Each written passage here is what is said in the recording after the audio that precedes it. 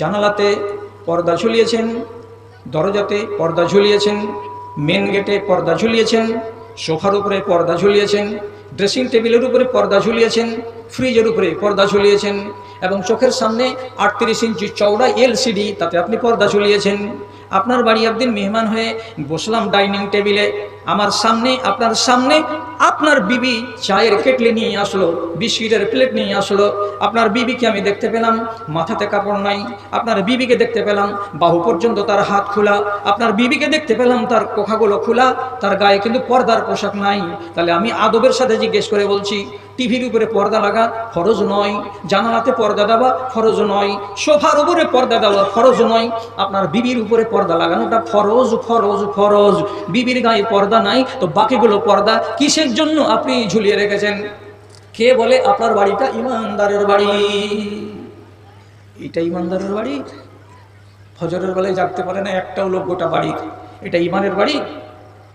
পাহাড়ের উপরে যখন পানি হয়ে গেল তখন দেখলো যে বিপদ আসন্ন, ছেলে তো ডুবে মরেই যাবে। তখন পরিষ্কার করে বলছে, আল্লাহ আমার ছেলেকে আমি আমার চোখের সামনে মরতে দিতে পারবো না বলে হাত বাড়িয়ে দিচ্ছেন, ছেলেকে ধরে নৌকাতে তুলে দিবেন নিবেন। তো মাঝখানে কি ব্যবধান আছে? নবী নূহ আলাইহিস সালাম হলেন আল্লাহর খাস বান্দা, তিনি আল্লাহর উলুহিয়াতে বিশ্বাসী এবং তার একটা স্ত্রী ছিল, সে হলো বড় খবিশনি বেটি ছেলে, নবী নূহকে মানত না। এবং এই একটা বেটা, এ হলো এক দাজ্জাল, নিজের বাবাকে মানত না। তাহলে ইমান মাঝখানে কিসের মুখোমুখি হয়েছে? তো বেটা এবং বাপের মাঝখানে ইমান খাড়ো আছে। যদি বেটাকে ধরা যায় তো ইমান নষ্ট হয়ে যাবে, যদি ইমান বাঁচাতে যাওয়া যায় তো বেটা নষ্ট হয়ে যাবে। কোনটা করা যায়? এ তো শত্রু ইমানের। আল্লাহ তাআলা কোরআন মাজিদে ইশারা করে বলছেন, ইন্নাহু লাইসা মিন আহলে, এটা আপনার পরিবারের সদস্য নয়। কেন? এর কাজ হলো মন্দ। এই মন্দ ছেলেকে আমার আহাল বলে খবরদার দাবি করবেন না। আপনার এটা আহাল হতেই পারে না। আপনি ইমানদার তো আপনার ছেলেকে ইমানদার নয়। তাহলে আপনি ওরকম মুশরিক ছেলেকে আমার আহাল বলে ডাকছেন কেন? ছেলে ত্যাগ করে দিতে হবে, এটা আমার ছেলে নয় বলতে হবে, তাহলে আপনার ইমান টিকবে, না হলে আপনার ইমান টিকবে না। হযরত নূহ আলাইহিস সালাম থ হয়ে গেলেন আর দিয়ে আল্লাহ তাআলার কাছে পানাহ চেয়ে বলছেন, আউযু বিল্লাহি আন আকুনা মিনাল জাহিলিন। এই পরওয়ারদিগার, যেটা কথা জানি না সেটা কথা বলে দিলাম, আর না বলে দিয়ে ভুল করলাম, এটা তো জাহেলের কাজ হয়ে গেল। আমি বুঝতে পারিনি যে এই ছেলেটা যে বেঈমান, তাকে ছেলে বলা যাবে না, অথচ আমি আমার ছেলে বলে দাবি করেছি, আর তোমার নজরে এটা ধরা পড়ে গেছে, আর তুমি আমাকে বলছো ওয়ালা তুখাতিবনি ফিল্লাযিনা যালামু আন্নাহুম মুগরাকুন। তুমি আমার জ্ঞান ফিরিয়ে দিলে, কিন্তু জ্ঞান ফেরার আগে আমি যে একটা মুশরিককে আমার ছেলে বলে দাবি করেছিলাম, এটা যে আমার দ্বারাই ভুল হয়েছে, তার জন্য আমি তোমার কাছে ক্ষমা চাইছি। আল্লাহ, আমি ছেলেকে ছেড়ে দিলাম, আমি ছেলেকে আর চাই না। যা রসতলে চলে যা, ইমানের সাথে কোনো রকমের সওদা করা চলবে না। আমি ইমানকে টিকাবো, আমি বেটা টেটা কিছুই বুঝি না।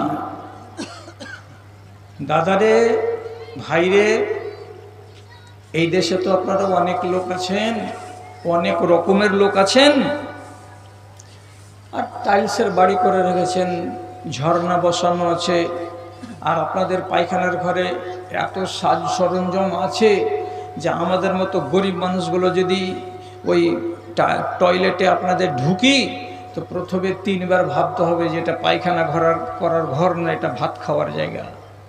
এত দামি করে আপনারা বানিয়ে রেখেছেন, এত আলিশান বিল্ডিং, এত সুন্দর ইমারত। আপনাকে জিজ্ঞেস করে বলছি, যতটা সুন্দর আপনার বিল্ডিংটা, অতটা সুন্দর হয়ে আপনার বাড়িতে ইমান বেঁচে আছে না নাই? এটার সওয়ালের জবাব আপনাকে দিতে হবে। আপনারা এই এলাকার মানুষ কি জবাব দিবেন? যত সুন্দর বাড়ি তত সুন্দর কি আমাদের ইমান? কেমন কথা বলছো? বাড়ি এত সুন্দর তো বাড়ির লোকের ইমান সুন্দর হবে না মানে? ছোট জিজ্ঞাসা। জানালাতে পর্দা ঝুলিয়েছেন, দরজাতে পর্দা ঝুলিয়েছেন, মেন গেটে পর্দা ঝুলিয়েছেন, সোফার উপরে পর্দা ঝুলিয়েছেন, ড্রেসিং টেবিলের উপরে পর্দা ঝুলিয়েছেন, ফ্রিজের উপরে পর্দা ঝুলিয়েছেন, এবং চোখের সামনে 38 ইঞ্চি চওড়া LCD, তাতে আপনি পর্দা ঝুলিয়েছেন। আপনার বাড়ি একদিন মেহমান হয়ে বসলাম ডাইনিং টেবিলে, আমার সামনে, আপনার সামনে আপনার বিবি চায়ের কেটলি নিয়ে আসলো, বিস্কিটের প্লেট নিয়ে আসলো। আপনার বিবিকে আমি দেখতে পেলাম মাথাতে কাপড় নাই, আপনার বিবিকে দেখতে পেলাম বাহু পর্যন্ত তার হাত খোলা, আপনার বিবিকে দেখতে পেলাম তার কোখাগুলো খোলা, তার গায়ে কিন্তু পর্দার পোশাক নাই। তাহলে আমি আদবের সাথে জিজ্ঞেস করে বলছি, টিভির উপরে পর্দা লাগা ফরজ নয়, জানালাতে পর্দা দেওয়া ফরজ নয়, সোফার উপরে পর্দা দেওয়া ফরজ নয়, আপনার বিবির উপরে পর্দা লাগানোটা ফরজ ফরজ ফরজ। বিবির গায়ে পর্দা নাই তো বাকিগুলো পর্দা কিসের জন্য আপনি ঝুলিয়ে রেখেছেন? কে বলে আপনার বাড়িটা ইমানদারের বাড়ি? এটা ইমানদারের বাড়ি? ফজরের বেলায় জাগতে পারে না একটাও লোক গোটা বাড়ি, এটা ইমানের বাড়ি? নবী করিম সাল্লাল্লাহু আলাইহি সাল্লাম নোমান বিন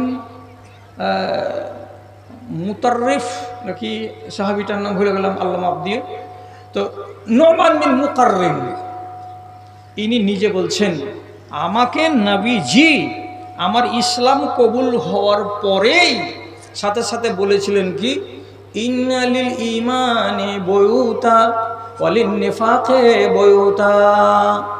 আল্লাহর দুনিয়াতে হাজার হাজার বাড়ি আছে যেগুলো হলো ইমানের বাড়ি, আর আল্লাহর দুনিয়াতে হাজার হাজার বাড়ি আছে যেগুলো হলো বেঈমানের বাড়ি।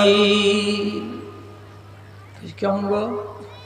ইমানের বাড়ি কোনটা আর বেঈমানের বাড়ি কোনটা? তো এটাই হলো ইমানের বাড়ি, যেই বাড়ির লোকগুলো ইমানকে পাত্তা দেয়। আর এটাই হলো বেঈমানের বাড়ি, যেই বাড়ির লোকগুলো ইমানকে পাত্তা দেয় না, তারা দুনিয়াকে পাত্তা দেয়। এর মানে কি? ও আগে আগে চলবে আর বলবে, এই ইসলাম তুমি আমার পিছনে পিছনে হাঁটো, তুমি আমাকে ফলো করো। অথচ আল্লাহর দ্বীন বলছে এই কথা, ইসলাম আগে আগে হাঁটবে আর আপনি ইসলামকে পিছে পিছে হাঁটুন আর তাকে ফলো করুন। আপনি হয়ে যান ইসলামের তাবেদার, আর আপনি গাড় জোরে বলছেন না, ইসলাম আমার তাবেদার হবে, আমি যেটা করব সেটাই দ্বীন, আমি যেটাই করব সেটাই ইসলাম, আর ইসলাম যেটা বলবে সেটাকে আমি মানব না, ওটা ইসলাম নয়। তা না হলে মুসলমানদের বাড়িতে রাতের বেলায় বিয়ের দিন ডিজে বাজে।